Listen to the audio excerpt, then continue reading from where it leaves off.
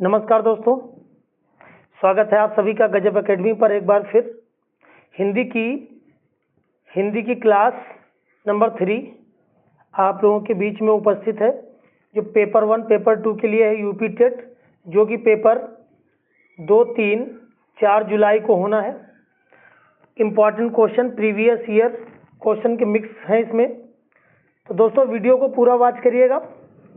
और बहुत important question है, ये सीरीज जो चला रहे हैं हिंदी की टॉप 30, ये 30 में 30 ये आपके कैसे आएंगे, इस क्लास को देखिए और साथ ही साथ हल करते चलिए।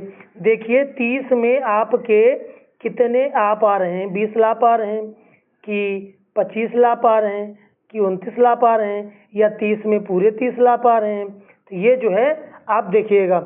चलते हैं हम लोग क्वेश्चन नंबर फर्स्ट। कनुप्रिया के रचनाकार कौन है? कनुप्रिया जो है इसके रचनाकार कौन है?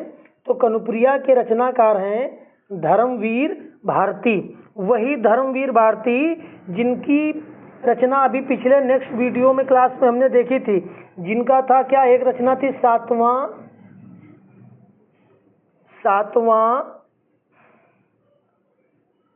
घोड़ा, यानी पूरी क्या थी, सूरज का 7वां घोड़ा। सही से लिख देते हैं। देखिए धर्मवीर भारती की जो थी सूरज का 7वां घोड़ा, ये धर्मवीर भारती की रचना थी। और कौन सी थी? एक थी गुनाहों का देवता। गुनाहों का देवता। ये सभी रचनाएं किसकी थी? ये सभी रचनाएं धर्मवीर भारती की थी, और कनुप्रिया भी धर्मवीर भारती की है। अब इसके बाद जैसे भगवती चरण वर्मा, इनकी एक रचना देख लेते हैं, बहुत फेमस रचना है चित्रलेखा। चित्रलेखा, तो ये जो है भगवती चरण वर्मा की जो रचना है चित्रलेखा, और ये आपके बस हैं नागार्जुन, इनकी एक रचना है युग धारा।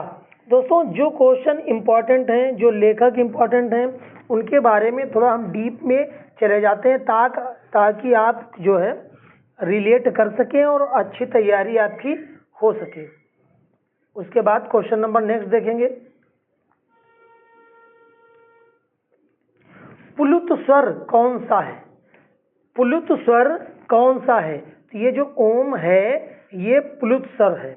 कौन सा स्वर है? पुलुत स्वर है, यानी जिन स्वरों के उच्चारण में 2 मात्राओं से अधिक का समय लगता है पुलुत स्वर कहलाते हैं। यानी जिन स्वरों के उच्चारण में 2 मात्राओं से अधिक का समय लगता है उन्हें पुलुत स्वर की श्रेणी में रखा जाता है। और ये जो पुलुत स्वर है ये जो है संस्कृत में उच्चारित होता है, और हिंदी का स्वर है ही नहीं है। ये हिंदी का स्वर नहीं है, ये कहाँ का स्वर है? ये संस्कृत का स्वर है। इसके बाद क्वेश्चन नंबर 3, क्वेश्चन नंबर 3 क्या कह रहा देखिएगा।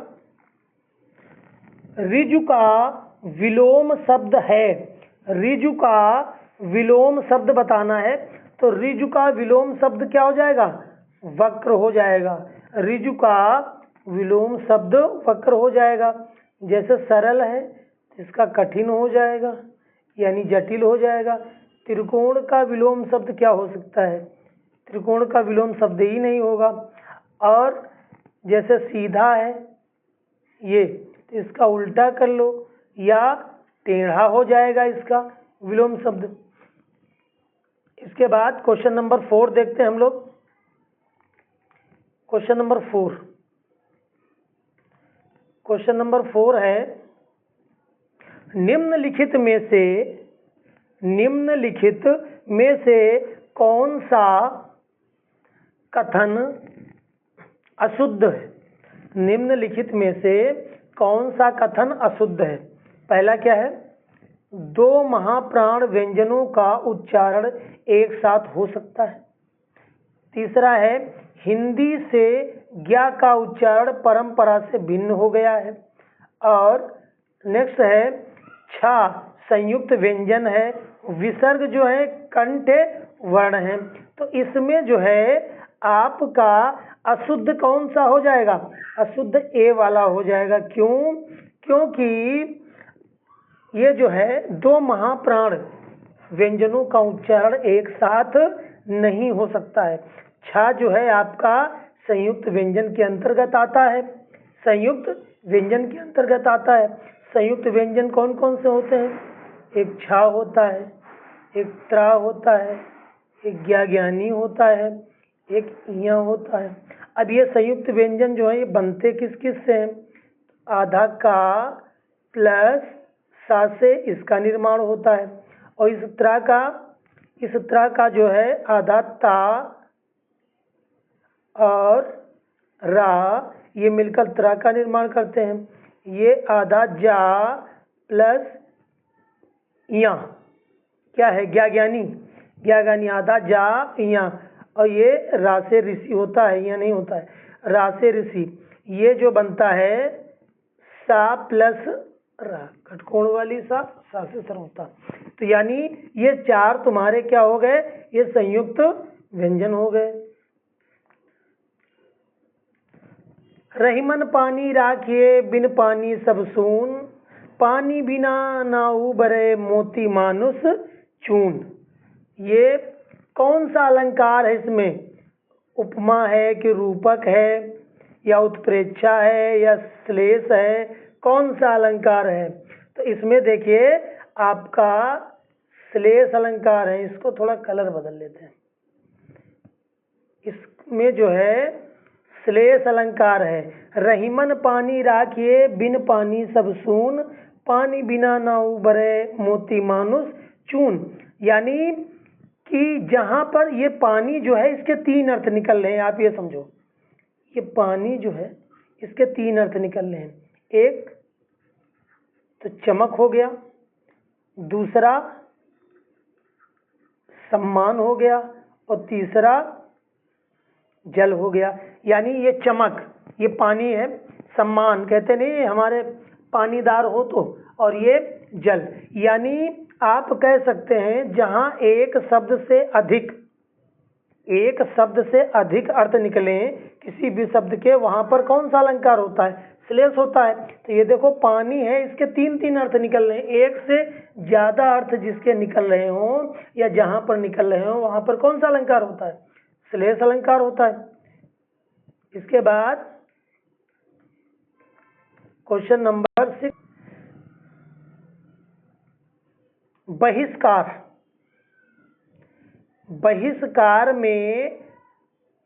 बहिष्कार का संधि विच्छेद करना है हमको। बहिष्कार तो कौन सा संधि विच्छेद? बहि प्लस कार होगा कि वही प्लस कार होगा कि बहिष प्लस आकार होगा या बहिष्कार होगा? क्या होगा?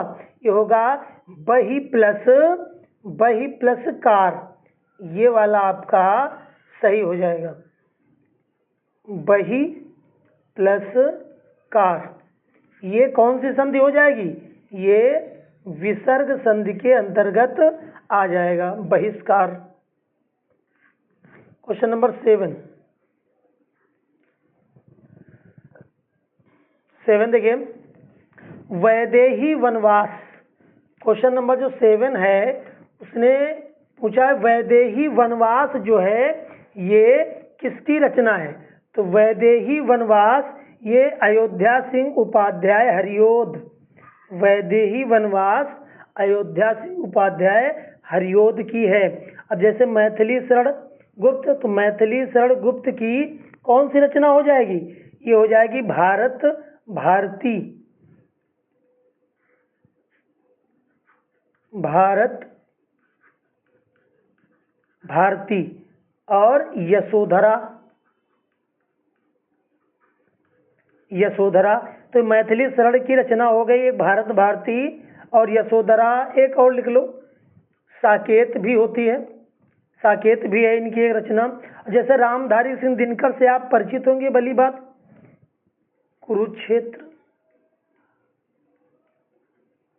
कुरुक्षेत्र, उर्वशी,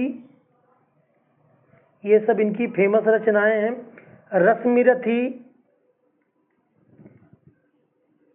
रश्मिरथी ये रामधारी सिंह दिनकर की रचना हो गई। और श्रीधर पाठक की रचना क्या है? कश्मीर सुषमा, इनकी एक रचना है कश्मीर सुषमा। तो वैदेही वनवास ये रचना है अयोध्या सिंह उपाध्याय हरिओत की। मैथिली शरण गुप्त की रचना है भारत भारती, साकेत, यशोधरा। रामधारी सिंह दिनकर की रचना कुरुक्षेत्र, उर्वशी, रश्मिरथी। श्रीधर पाठक की रचना है कश्मीर सुषमा। इसके बाद question number next, question number 8। Question number 8 कह रहा है कि निम्न में से संयुक्त व्यंजन कौन सा नहीं है? संयुक्त व्यंजन कौन सा नहीं है? तो देखिए, ये त्रा को अभी हमने क्या बताया था? ता प्लस रा। और छा को क्या बताया था? आधा का प्लस सा बताया था। और इसको बताया था जा, आधा और इया। ये संयुक्त व्यंजन होते हैं। और एक होता है आपका ये सा, आधा और प्लस रा। लेकिन ये जो या है ये संयुक्त व्यंजन नहीं है। ये किसके अंतर्गत आता है? ये अंतस्थ व्यंजन के अंतर्गत आता है। अंतस्थ व्यंजन, अंतस्थ व्यंजन के अंतर्गत आता है। अंतस्थ व्यंजन क्या होते हैं?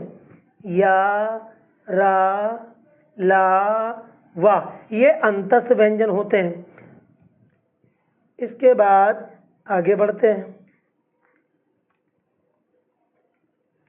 मृत्युंजय पद में कौन सा समास है? क्या बहुव्रीहि होगा, या द्विगु होगा, या कर्मधारय होगा, या द्वंद्व समास होगा? यानी मृत्युंजय, तो मृत्युंजय में कौन सा समास होगा? मृत्युंजय में होगा बहुव्रीहि समास। कौन सा समास? बहुव्रीहि समास। यानी मृत्यु को जीत लिया हो जिसने। किसकी बात की जा रही है? भगवान शिव, भगवान शिव की बात की जा रही है कि मृत्यु को जीत लिया हो जिसने, वो कौन है? शिव जी हैं। तो यहाँ पर कौन सा समास होगा? बहुव्रीहि समास होगा। यानी जिस समस्त पद में कोई पद प्रधान नहीं होता है। आप कह सकते हैं कि दोनों पद मिलाकर किसी तीसरे पद की ओर इशारा जब करें तो वहां पर बहुव्रीहि समास होता है। यानी दो पद मिलकर किसी तीसरे पद की ओर इशारा कर रहे हैं, तीसरे की ओर इशारा कर रहे हैं, तो वहां पर कौन सा समास होता है? बहुव्रीहि समास होता है। जैसे मृत्युंजय, मृत्युंजय, तो ये क्या हो गया? मृत्यु को जीत लेने वाला। तो यहाँ पर बहुव्रीहि समास हो जाएगा। उसके बाद अलंकार किस उपसर्ग का प्रयोग है? अलंकार, अलंकार में कौन सा उपसर्ग है? तो अलंकार में कौन सा उपसर्ग है? तो देखिए अलंकार, अलंकार में क्या बनेगा? अलम प्लस कार। तो कौन सा उपसर्ग हो जाएगा? ये हो जाएगा अलम, अलम उपसर्ग हो जाएगा। क्वेश्चन नंबर 11, विशेषण शब्द का विलोम बताइए। विशेषण शब्द का विलोम क्या होगा? क्या व्याख्या होगा, कि विवेचन होगा, कि संश्लेषण होगा, कि अनुनासिक होगा? तो विवेचन शब्द का विलोम क्या होगा? संश्लेषण। ये ऑप्शन हमारा सी वाला बिल्कुल सही होगा। तो विश्लेषण लिखा है। विश्लेषण शब्द का विलोम होगा संश्लेषण। अब जैसे व्याख्या है तो व्याख्या का विलोम क्या हो जाएगा? संक्षेप।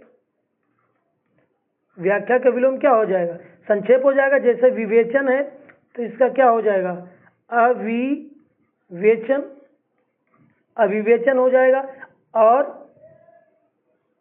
हाँ ठीक है, आगे चलिए।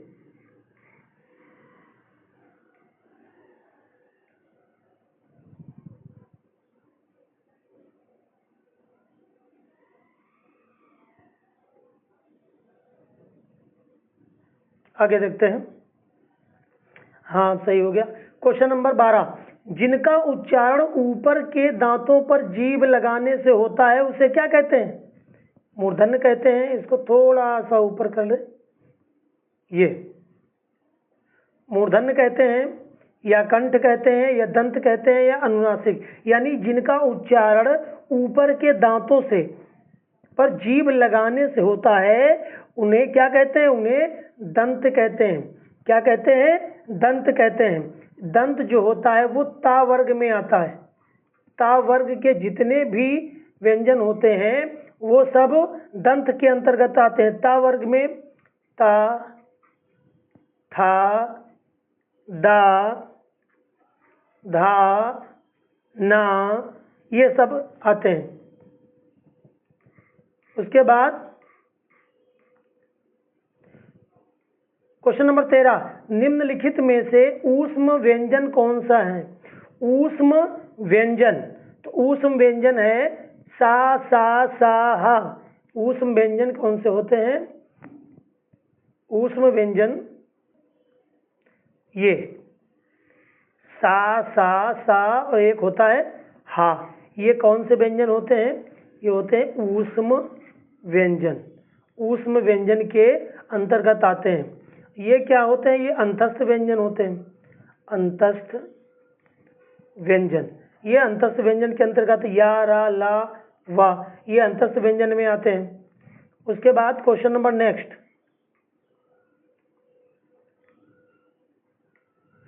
तद्भव और उसके तत्सम का कौन सा मेल गलत है? तद्भव और उसके तत्सम का कौन सा मेल गलत है? देखो लुनाई, ये जो लुनाई लिखा है इसका लामवर्णता नहीं, लामवर्ण होता है। क्या होता है? लामवर्ण ये होता है। लौंग का लवंग सही है। आंत, आंत का जो है इसका होगा क्या? आत्र, आत्र होगा। आयुष का आदेश, ये सही है। ये दो गलत थे, पहला वाला और सी वाला दोनों गलत थे, बाकी सही थे। क्वेश्चन नंबर 15, लेखक और उनकी रचनाएं, ये हमें देखना है कौन सा जोड़ा जो है गलत है। कौन सा जोड़ा गलत है लेखक और उनकी रचनाओं में? जैसे लिखा है स्कंदगुप्त लक्ष्मी नारायण मिश्र का है। संस्कृत के 4 अध्याय रामधारी सिंह दिनकर का है, ये तो बिल्कुल सही है। रसज्ञ रंजन आचार्य महावीर प्रसाद द्विवेदी जी का है, ठीक है। अशोक के फूल आचार्य हजारी प्रसाद द्विवेदी के, ये सब सही है। आपका जो गलत है वो है स्कंदगुप्त लक्ष्मी नारायण मिश्र का नहीं। स्कंदगुप्त जो है एक नाटक है, ये जो है ये जय शंकर प्रसाद, जय शंकर प्रसाद का ये नाटक है। कौन? स्कंदगुप्त। स्कंदगुप्त जो है जय शंकर प्रसाद का नाटक है। अब जैसे लक्ष्मी नारायण हो गए, लक्ष्मी नारायण, इनका एक नाटक है सिंदूर की होली। सिंदूर की होली, तो आप समझ गए होंगे। तो स्कंदगुप्त का नाटक जयशंकर प्रसाद ने लिखा। स्कंदगुप्त जो नाटक है इसको लिखने वाले जयशंकर प्रसाद हैं। और संस्कृत के 4 अध्याय रामधारी सिंह दिनकर का है। रसज्ञ रंजन आचार्य महावीर प्रसाद द्विवेदी का है। अशोक के फूल आचार्य हजारी प्रसाद द्विवेदी का है। और ये जो रहे लक्ष्मी नारायण मिश्रा जी, ये है इनका एक नाटक है सिंदूर की Holi. Question number next, question number 16। Question number 16 देखेंगे। 16 क्या कह रहा है? कवि और उसकी रचना का कौन सा जोड़ा सही नहीं है? ये हमें बताना है, कवि और उसकी रचना का कौन सा जोड़ा सही नहीं। परिमल सूर्यकांत त्रिपाठी निराला का है। परिमल सूर्यकांत त्रिपाठी निराला का है, ठीक है। शिवराज भूषण, ये तो भूषण का ही है। और शब्द रसायन, ये देव का है। ऊधव शतक, क्या ये भारतेंदु हरिश्चंद्र का है? नहीं। तो ऊधव शतक ये किसका है? ऊधव शतक जो है ये जगन्नाथ दास रत्नाकर का है। इधर लिख रहे हैं ऊधव शतक, ये है जगन्नाथ दास रत्नाकर। ऊधव शतक ये है जगन्नाथ दास रत्नाकर का। अब जैसे भारतेंदु हरिश्चंद्र, इनकी रचनाएं पता होंगी। एक तो हो गई भारत दुर्दशा, भारत की दुर्दशा पर इन्होंने लिखा है, तो ये इनकी रचना हो गई। Question number next, question number 17। Question number 17 को देखते हैं क्या कह रहा है।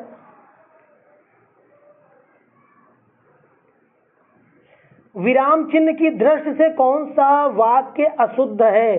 कौन सा वाक्य जो है अशुद्ध है?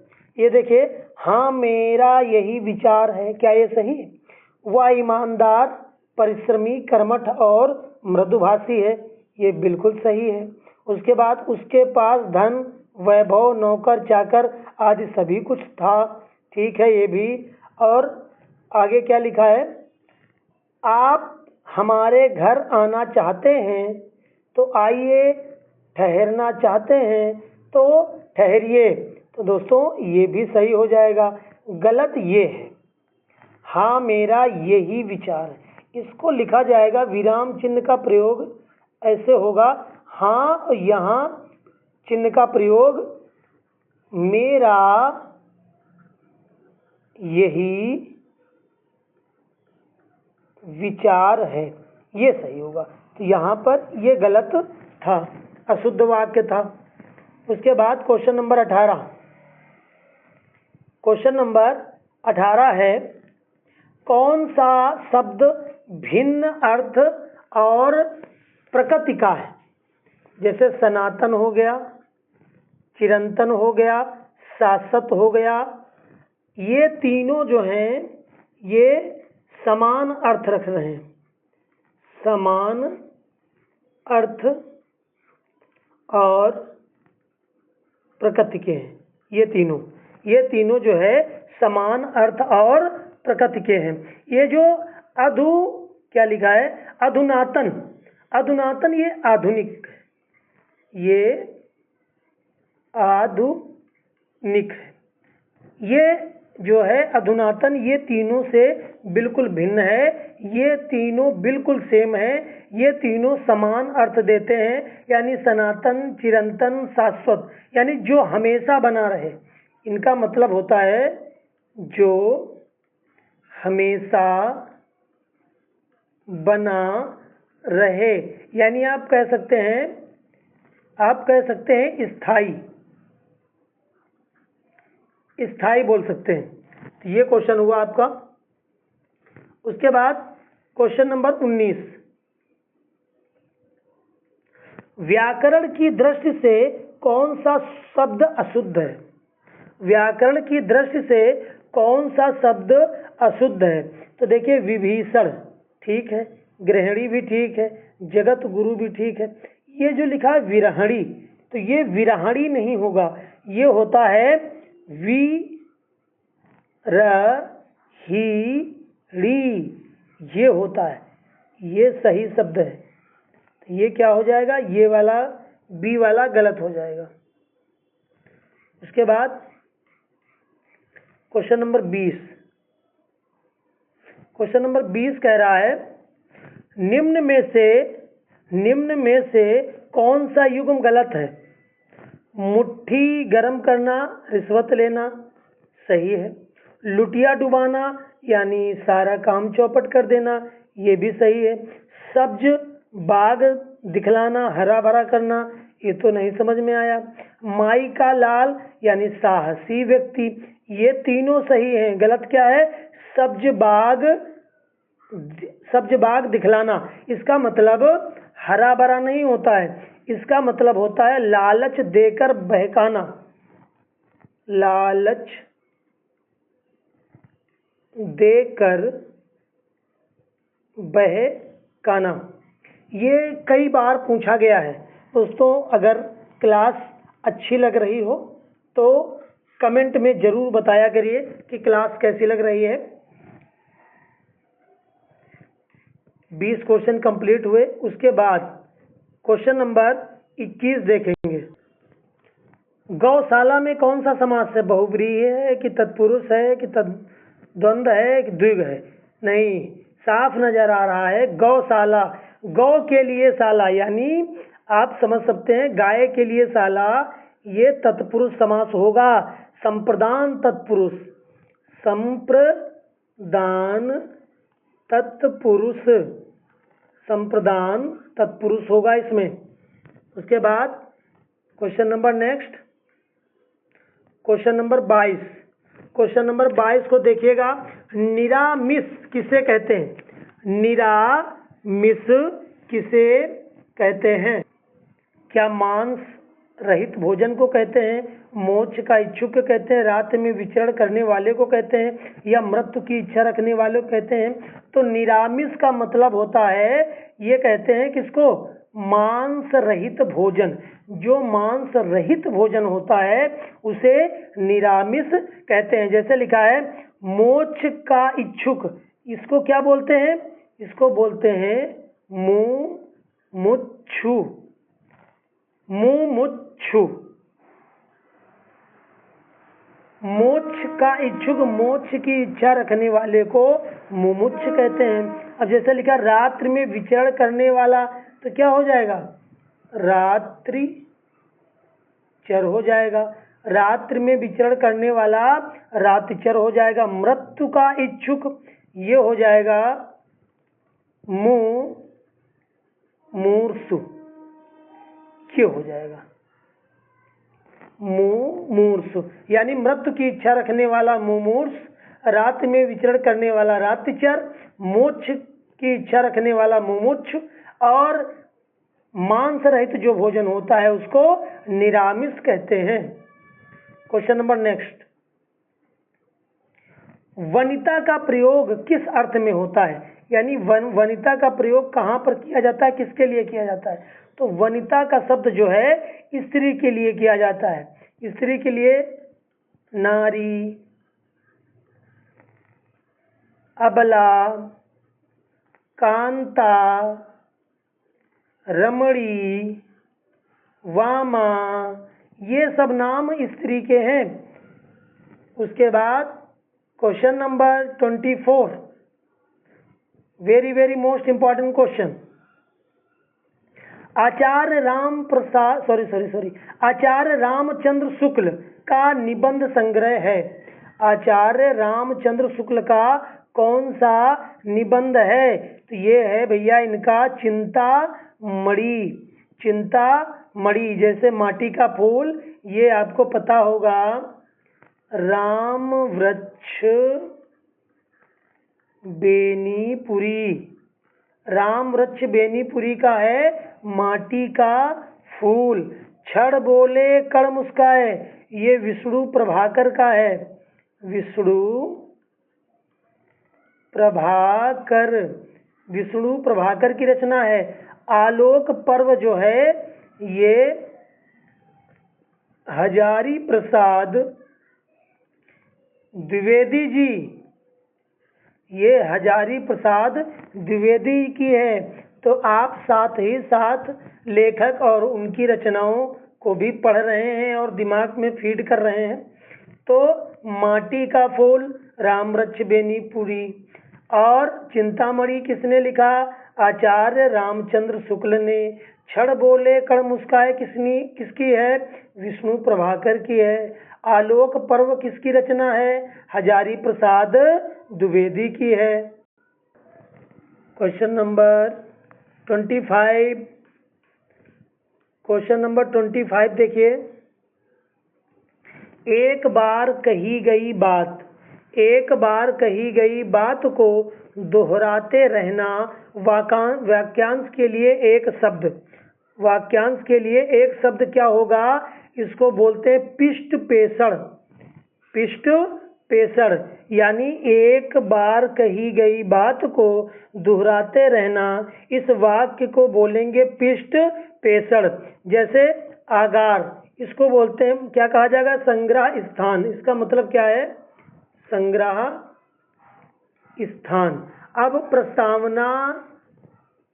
प्रस्तावना और प्रकथन ये पता होने चाहिए, ये भूमिका होती है किसी भी कहानी को लिखने या पहले उसको जो है उसके बारे में एक क्लाइमेक्स बना दिया जाता है। उसके बाद क्वेश्चन नंबर 26 देखते हैं। छत से ईंट गिरी, वाक्य में कौन सा क्या है? कारक है। अपादान है कि संप्रदान है कि अधिकरण है कि संप्रदान है? तो छत से ईंट का गिरना, ये ईंट गिरी है, यानी ईंट जो है, ईंट का अलगाव छत से हो रहा है, और जहाँ पर अलगाव होता है वहाँ पर कौन सा समास कारक होता है? अपादान कारक होता है वहाँ पे।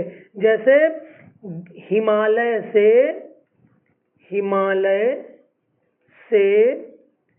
गंगा निकलती है, तो गंगा का अलगाव हो रहा है हिमालय से, तो वहाँ पर अपादान कारक हो जाएगा।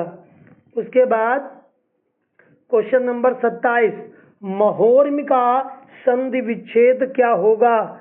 महोर्म का संधि विच्छेद, तो महोर्म का जो संधि विच्छेद होगा महा प्लस उर्मी। ये देखिए, महा प्लस उर्मी, ये महोर्म हो जाएगा। तो इसका संधि विच्छेद आपने समझ लिया, और आप समझ गए होंगे ये कौन सी संधि है, पिछली क्लास में बताई थी। महा, ई, बड़ा, बड़ी, ये गुण संधि है, ये महा प्लस उर्मी बराबर महोर्मी, ये गुण संधि के अंतर्गत आती है। उसके बाद क्वेश्चन नंबर 28, क्या कह रहा है? रमणीय में कौन सा प्रत्यय है? तो रमणीय में अनीय प्रत्यय होगा, रमणीय में। जैसे लिख सकते हो आप दर्शनीय, इसमें भी अनीय प्रत्यय होगा। माननीय, ये माननीय, इसमें भी अनीय प्रत्यय होगा। क्वेश्चन नंबर 29, बालक की प्रारंभिक शिक्षा उसकी मातृभाषा में दी जाए, ये मानना किसका था? ये मानना था महात्मा गांधी का। गांधी जी मानते थे कि बालक की जो प्रारंभिक शिक्षा है वो उसकी मातृभाषा में दी जानी चाहिए। जैसे आपकी ये है मारिया मांटेसरी, ये इटली की थी। इनका कहना था कि बालक केंद्रित शिक्षा होनी चाहिए, यानी बालक केंद्रित शिक्षा पर इन्होंने जोर दिया और कहा कि बच्चा जो है स्वयं करके सीखता है। ये कथन है मारिया मांटेसरी का। जैसे फ्रावेल क्या कहते हैं? बच्चे खेल के माध्यम से, इनके कहने का मतलब है बच्चे जो हैं खेल के माध्यम से ज़्यादा बेहतर सीखते हैं। किलपैट्रिक इन्होंने भी करके सीखना पर जोर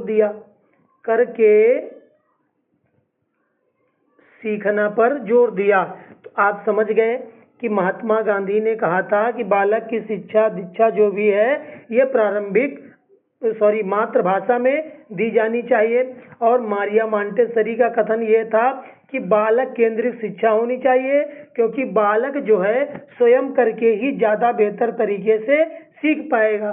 ये इटली की लेखिका थी। उसके बाद फ्रावेल का कहना यह था कि बच्चे जो है खेल के माध्यम से ज़्यादा बेहतर अच्छी तरीके से सीखते हैं।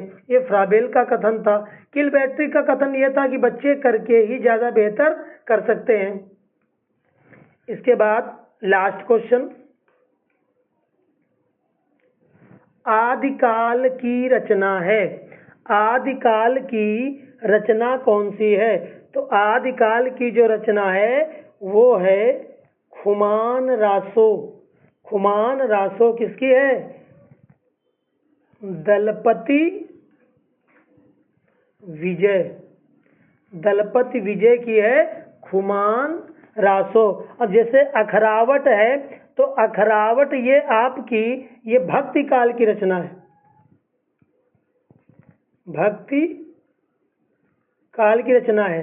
छत्रसाल दशक, छत्रसाल दशक जो है ये रीतिकाल की रचना है। और इसको लिखा किसने है? मैथिली शरण गुप्त। मैथिली शरण गुप्त की है छत्रसाल रचना, छत्रसाल दशक, जो कि रीतिकाल की है। और दीपशिखा, दीपशिखा जो है ये आधुनिक काल की है। आधुनिक काल ये किसकी हो सकती है? आप समझ गए होंगे, महादेवी, महादेवी वर्मा। महादेवी वर्मा की रचना है। अब यही क्यों बच जाए अखरावट, ये इसको लिखा है मलिक मोहम्मद जैसी। ये क्वेश्चन आप देख रहे हैं। आदिकाल की रचना कौन सी है? खुमान रासो। खुमान रासो, इसके लेखक कौन है? दलपति विजय। अखरावट ये भक्ति काल की है, इसके लेखक कौन है? मलिक मोहम्मद जैसी। छत्रसाल दशक ये रीतिकाल की है, इसके लेखक हैं मैथिली शरण गुप्त। दीपशिखा ये आधुनिक काल की है, इसकी लेखिका है महादेवी वर्मा। तो दोस्तों 30 क्वेश्चन कंप्लीट हुए। आप चेक करिए कि 30 में कितने क्वेश्चन आपके आए हैं और ये क्लास कैसी लगी आप कमेंट में ज़रूर बताइएगा। और वीडियो को ज़्यादा से ज़्यादा शेयर करिए। कम से कम अपने आप से लेकर 10 लोगों में इस वीडियो को शेयर कर दीजिए और चैनल को सब्सक्राइब कर दीजिए, बेल आइकन को भी प्रेस कर दीजिए। बहुत बहुत धन्यवाद। नमस्कार, मिलेंगे नेक्स्ट क्लास में।